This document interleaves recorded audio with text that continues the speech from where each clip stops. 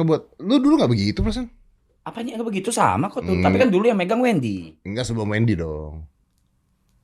Yang Lu megang mantan gua. Duit gua. Tetap gua nggak pernah peduli sama duit gua. Bukan berarti kayak gua bakal spending terus. Cuma emang gua nggak mau ngelakuin apapun base dari duit, ngelihat duit gua berapa apa segala. berarti Nah, kayak lu gitu. beli Oura Ring tadi gitu gimana? Gua nggak tahu harganya berapa. Harganya nggak tahu berapa. Nggak tahu. Sampai kemarin dia bilang 7 juta, gua kaget. Gua 7, gua gitu. Udah. Apa besok? Oh, ya udah. Nggak tahu. Nggak tahu duit gua sekarang berapa. Kalau dia mau beli baju gitu, lu yang beli. Dia yang beli. Dia mau makan tunjang, Dia yang beli. lu yang beliin juga.